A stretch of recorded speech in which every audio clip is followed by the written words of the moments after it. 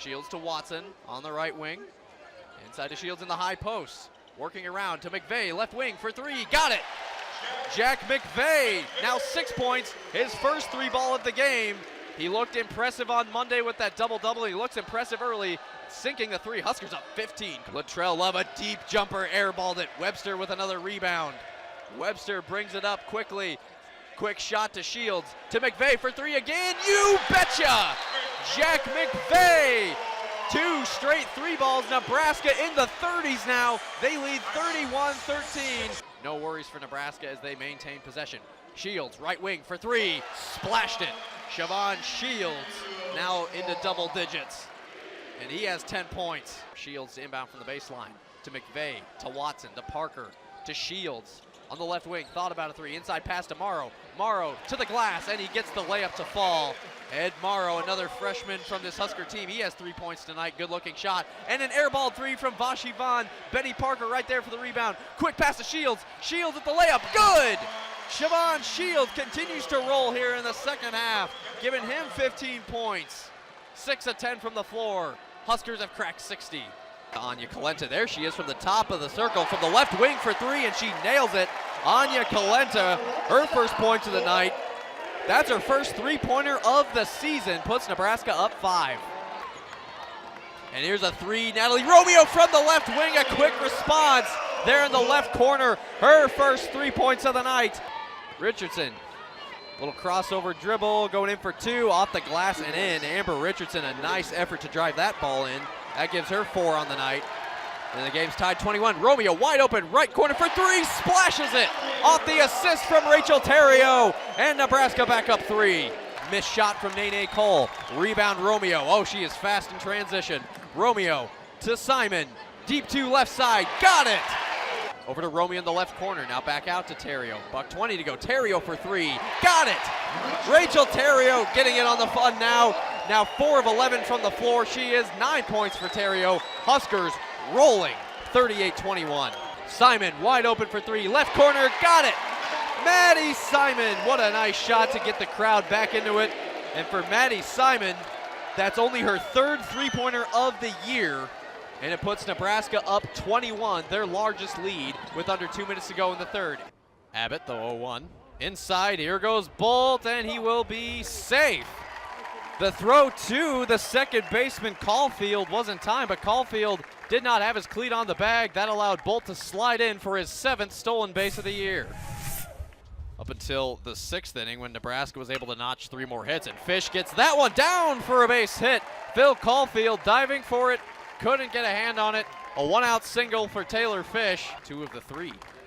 That one swung on and missed by Austin Miller, and he is out of there. Strikeout number 5 for the freshman Omaha native. Loyola Marymount would have been in that game for a lot longer as Plotchik lines this one into left field. Down for a base hit. Bolt rounding second. Around first is Plotchik. Bolt to third, he's held there, and that's a good decision. A 1-out double by Jake Plotchik puts 2 Huskers in scoring position. Crowd comes to their feet, a little bit of energy breathed back into the Husker offense.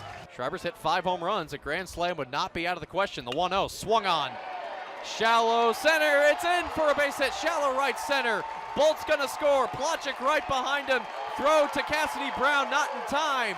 A 2-run single by Scott Schreiber puts Ben Miller on second. 2 runs come in. The first scoring of the day, 2-0 Big Red. And the 1-2 breaking ball in for a strike. That retires the side, so Jeff Chestnut comes in for the freshman starter Waldron. Does what he had to do, retire the side. Does that with that breaking ball, got it into the inside corner. He's not a guy that usually strikes out looking. He's a guy that's been taking big cuts all year, and he takes one there, and that's fair, into left field, in for a base hit. Rounding first, he's going for second, as once again Billy Wilson had to dig that out of the sand, and a 2-out double for Schreiber, the second base hit of the day. And Myers will hit it into right field, down for a base hit. Coming home to score is Schreiber. Myers rounding second, he's going for the triple, and he's held at third, slides in, he is safe. Sean Watkins was the one who had to go all the way back to the foul pole in the right corner, deep into right field. The 1-2 swung on to second base. Revelis gets that one. Throw to Schleppenbach right in time. That retires the side, and the Huskers take game 3. They take the series.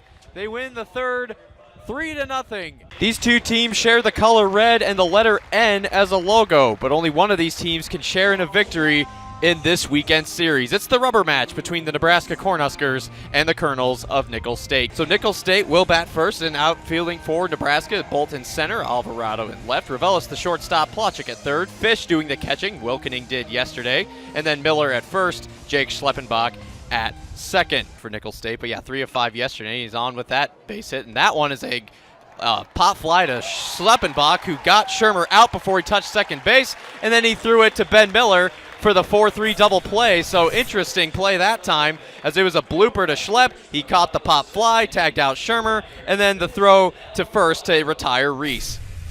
Designated hitter and right fielder this year, as he swings on that one and misses. So there's the first strikeout of the game, comes in the bottom of the 5th, and it's by Alex Ernestine, his 14th K of the year. So yeah, very quick game this year, as Alvarado hits that one hard into left field. Going back for it is Webby. He won't get to it. It's a home run for Nebraska, a 2-out single shot for Luis Alvarado. Only the 2nd homer of the year for Luis. So after this game was kind of dormant, after the crowd was kind of silent, that 2-run single shot gets this crowd on their feet, and the Huskers have the first run of the game. Very good at keeping them in the last 3-4 years. And that one slung into center field over the head of the second baseman Valdez. Nicely done by Steven Revelis to line it into shallow center for a base hit. So Nebraska, for the first time, they get their leadoff man on base, and that brings up Ryan Bolt. As Ernestine watching Revelis at second, he bunts nicely down the third base side. That will be an out at first, but he does what he has to do on the sacrifice bunt. 1 out, runners on second and third, 2 runners in scoring position for the Huskers, still threatening. We'll see what happens here. As the first pitch to Myers, lined into left field. It could be gone, and it is a 3-run shot by Jake Myers, scoring for Nebraska. Revelis, Bolt, and the pitcher Myers gets in on the action. The Huskers have almost blown this one open now. They lead 4-0. Jake Myers, he's pitching and he's hitting homers today. Reeling and dealing, his 3-run homer gives his team a 4-0 lead. To the top of the 7th we go when we come back. Keene, their backs are against the wall, to put it plainly. They're 1-5 in Southern Division stadiums this year. They only won 2 road games total in the month of July. So mathematically, you could say the odds are not on the Swamp Bats side, but that's what I thought going into this week in every game, and the Swamp Bats have proven me wrong. So this is what Summer League Baseball is all about. These teams making a late push for the playoffs, and in that Northern Division with those bottom 4, all comes down to who wants it more. For Zach, this will be his 11th appearance and 9th start on the year. Brings a 3-3 record on the hill tonight and a 3.43 ERA. In 44 2/3 innings of work, that's the most innings on the team. Hart has surrendered 47 hits, 22 runs, 17 of those earned, and a very impressive 37 Ks to 7 walks, though he does have a 280 opponent batting average, which is the 5th highest in the NECBL. Campbell eyeing the runner, Shaw at second, kicks and fires. That pitch is lined into left field. That's a base hit. Being held up at third is Joshua Shaw, so that is a single into shallow left field. That will load the bases, and the Swamp Bats have a threat going here in the top of the 4th with the bases juiced and nobody out, and up comes Patrick Sullivan. Campbell gets the sign he wants from Dixon. 1-2 pitch, cut on. This one popped high into center field. Drifting back is Travis Young. This should be deep enough to score a run. Here comes from third base, that's Ryan Costello. Relay throw, just barely missed it, and Ryan Costello does slide home. A sac fly to center by Jack Marock. There are 2 away, but the Swamp Bats are on the board. It's 2-1. They cut the lead in half. These Newport Gulls did have the day off yesterday. He went 0 for 3 with a walk and 2 Ks his last time up, as the 1-2 is cut on and missed, and Zach Hart gets his 3rd K of the day, and for the 2nd time in this game, the Newport Gulls are put down in order 1-2-3. Back on June 28th, the 1-2 cut on and missed, and Wade is down by way of the K. First strikeout of the day for Matthew McGarry, the 6th different Swamp Bat to strike out in this game. 3 walks, 5 strikeouts. That pitch ripped into shallow right field. That's going to be a base hit for Ryan Costello. Now make it 3 straight games with a hit. That's now 11 of his last 13 starts. with the base hit. The Swamp Bats, that is their third hit of the evening, and the first time since the fourth inning they've gotten their leadoff man aboard. So leadoff single for Costello. Runner at first. Up comes Aubrey McCarty.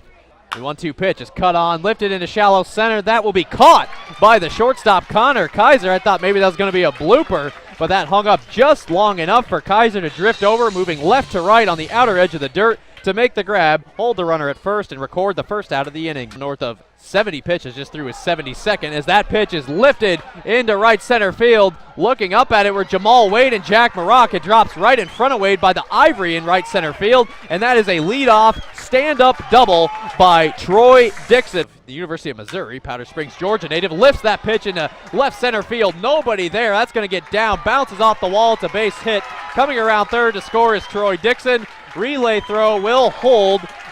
It'll hold Harris at second, so it's an RBI stand-up double by Trey Harris, and the Newport Gulls take a 3-1 lead. And that 0-2 is lined to Crispin at third, but it gets past his glove, and that'll score a run. It rolls all the way back into deep left field. Costello up with it. The relay throw will hold Chatfield at first, but it's an RBI single into left as it just grazed the glove of Garrett Crispin, and the Gulls have their biggest lead of the game. It's 4-1. For that pitch, runner goes, swing and a miss. Here comes the throw down to second, and that time Lacongo got him. It was a 2-6 put out that time as Chatfield is caught stealing for the second time today, and that will retire the side. But the Gulls get some damage done in that inning. They get 2 runs off of 3 hits, no errors, and nobody left on base. After 6 innings of play in Rhode Island, the score is now Newport 4, Keene 1 on the NECBL Broadcast Network. And they're a deep 3 there from Maddie Simon. Nothing but net there. Maddie Simon with her 8th triple of the year, her first points of this game, and Nebraska within 1. Trying for 3 was Hannah Whitish. Rims out. Quickly the other way is Engel. Drake likes to push this tempo, and Engel with a beautiful assist to Lizzie Windle, who lays it up and in. Windle off the window. Windle's first 2 points. Drake up 3. And oh, what a steal by Eliley. She'll take it coast to coast. Uncontested, lays it up and in with the left hand. Nicaea Eliley, her first 2 points of the game. And trying to answer is Cassio Jensen, and she nails that one. Riley Cassio Jensen, the freshman from Fremont, former high school teammate of Jess Shepard. 28-25 Bulldogs with just over 2 minutes to go, and Grace Mitchell lights it up from downtown, right at the top of the circle. And Grace Mitchell with now 5 points in the game.